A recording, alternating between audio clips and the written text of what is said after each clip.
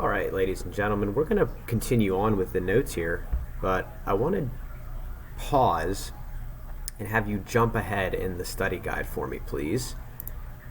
So we should be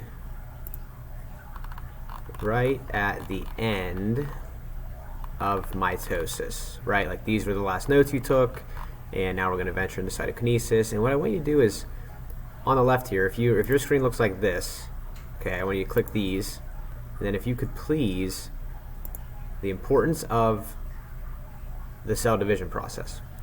I'd like you to remove that from the outline. Okay. Remove that from the outline, and then you can also delete this. Thought that might do it for you, but it did not. So you should go cytokinesis into regulation of the cell cycle. All right? We're going to skip those few slides as well. Go down here.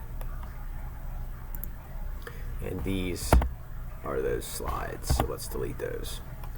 Alrighty. Let's start practicing and identifying. So, first and foremost, this is a plant cell once again, and if we're identifying this cell right here, what phase do you think this cell is in? That cell's in metaphase, right? These chromosomes, purplish pink chromosomes, are lined up straight down the middle along the metaphase plate. And we have another example of metaphase for you right here. You can see the chromosomes lined up right down the middle. Let's look at this cell right here. What stage do we think this cell is in?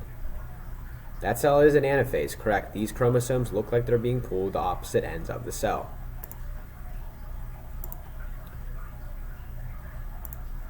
And here's a little illustration of anaphase, right? You can see that even the illustrations, they get it pretty spot on, right? It does look similar to that. What phase is this? Pay attention here to this cell membrane pinching in. You see two nuclei forming in the same cell.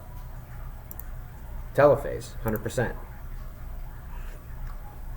This one's a little more difficult, but what should draw your attention is that the nucleus looks like it's starting to break down, and this spindle complex is forming between centrioles. That's right, prophase. And lastly, probably the easiest to identify, and when we look under the microscope this week, it will be the easiest to identify. Metaphase, 100%. All these chromosomes lined up right across the middle of the cell along the metaphase plate. Okay, so let's talk about cytokinesis a little bit more in depth. Now I know that when I say cytokinesis here, I'm showing you pictures of two different cells in telophase, right? But remember, cytokinesis starts as telophase ends. So there's some overlap between these two final stages of cell division. So at the end of mitosis, these two nuclei, right, you see them here and you see them in the cartoon here, have been formed. And each nucleus should have an identical set of chromosomes. Identical set of chromosomes. So cytokinesis, remember, way back when, is defined as the division of the cytoplasm. Cytokinesis usually occurs at the same time as telophase. Okay, remember there is going to be overlap. You're going to see two nuclei in the same cell with this cleavage furrow pinching in. If I showed you this cell right here, and asked you what stage of mitosis it's in, you are going to tell me it's in telophase, right? Because it is in telophase, but you know, because of this cleavage furrow, because the cell membrane's pinching in, you know that cytokinesis is beginning, which is a telltale sign of telophase, of mitosis. Here is a real cleavage furrow in a real cell taken with the electron micrograph telescope. So in animal cells, we have this cleavage furrow form. It's basically like the cell membrane pinching in on itself, right? And that's going to separate the two cells, separate the cytoplasm, and allow cytokinesis to occur. Once all the chromosomes and all the new organelles have moved to opposite ends of the cell, right? There should be nothing in the middle that gets pinched or lost in the process. Now, like I told you, cytokinesis is a little different in plant cells. And here's that same picture we looked at back a few slides ago, trying to identify that this was telophase happening. But cytokinesis in plant cells, they don't have that they have the cell membrane, but remember they have that rigid cell wall. So the cell membrane, if it pinches in half, the cell wall is still going to hold those two cells together. So in a plant cell, it is not possible for the cell to pinch inward because of the cell wall. And ultimately what has to happen is in plants what we call a cell plate forms midway between the two nuclei. And it grows out from the middle all the way to the end of the cell and meets the cell wall and separates the plant cell wall. And we can see that right here. See this like kind of divot in the cell? This is the cell plate forming. The cell plate's going to grow from the middle all the way out to this part of the cell wall and all the way out to this part of the cell wall, and it's going to split the two cell walls, subsequently also the membranes, and form two new cells. Okay, so you should have deleted the part of your study guide, the importance of cell division, right before this section. Now we're going to talk about regulation of the cell cycle.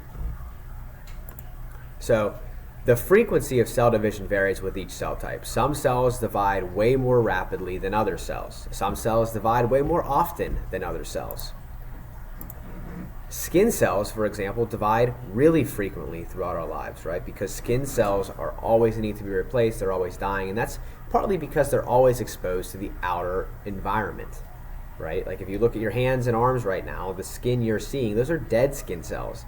And it's not until a few layers down in your skin that you have live skin cells. They're always dividing. However, liver cells maintain the ability to divide, but only do so on rare occasions, like to repair a wound. Okay? So liver cells do have a very, very unique ability among cells in your body to heal or regenerate themselves very well. But they don't do it all the time, right? If they divided out of control, that would be liver cancer. But if they're damaged, say from alcohol consumption or some kind of blunt force trauma, these cells, liver cells especially, can heal almost perfectly and very fast. Now the most specialized cells, these cells include muscle cells and nerve cells, they don't divide at all. Okay, muscle cells and nerve cells don't divide at all. Now, I had mentioned that there's a lot more to cell division than what you've been led to believe in this unit so far, and we have to teach you the basics. So let's talk a little bit about the more advanced stuff. Let's talk about the controls of cell division. So when it comes to cells, when cells come into contact with other cells, they respond by not growing, like we see here. Like these two cells, right? This one cell that's undergoing telophase, it should not be dividing, right? Because it's surrounded by other cells. However, when you injure yourself, you can get a cut on your skin, and the cells at the edge of the injury begin to divide rapidly. Now they divide rapidly because they're not surrounded by their cells anymore, and that's a stimulus for them to divide. And the healing process nears completion, that rate of cell division will slow down as the cells become more compact. And that's just one control. That's the simplest control mechanism of cell division. All right, folks, stay tuned for the next one.